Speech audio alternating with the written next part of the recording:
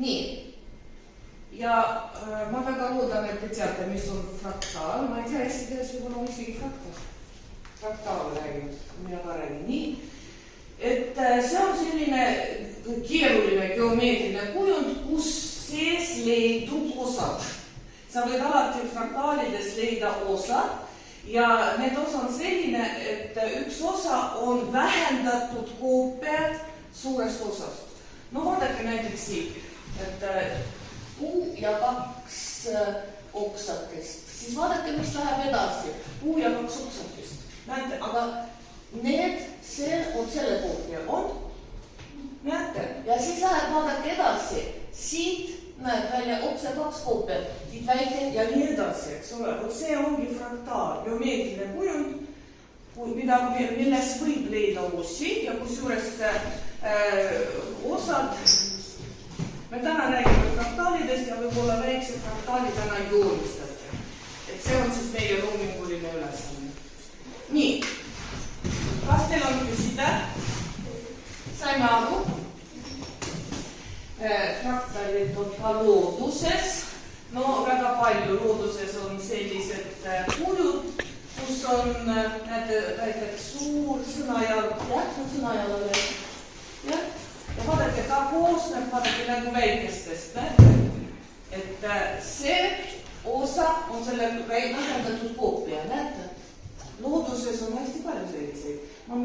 Ja näete, siin pisikene on jälle vähendatud koopia.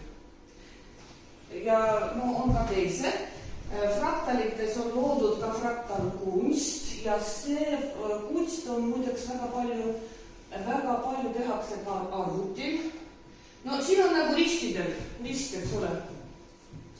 Vaadake, kui huvitav oleks fraktaalidest kuusk. Kristina, näed, et siin on üks suur kuusk, koosneb väikestest kuusk. Näete, jah? Et see on suur kuusk, koosneb nendest väikestest, kus näete lähevadki lõpmatusesse. Ja siin on jälle väikesed kuusekesed. Need on siis fraktaalidest kuusk. Ja muidugi ka suured kunstikud, nagu näiteks kuulus Hollandi kunstik Escher, kes väga armastas matemaatikat ja geomeetriat, siis tema kunstis leidub fraktaalid. No kas või vaata see sisalik, jah? Kuhu ta läheb? See läheb siia, näed? Jah? Läheb siia, näete? Sule ju. Et siis tänane ülesanne, vot selle Escheri gravüüri smaller, seda väiksem ja väiksem, jah, näete väiksemaks ja väiksemaks. Proovime teiega ehitada siis sellise fraktalvõrgu aluse. See on teie ülesanne. Siis võtame lehed ja proovime teha sellise fraktali võrgu ja siis joonistage ka ja võib-olla ilusamad joonised kaunistavad pärast matemaatikaklassi.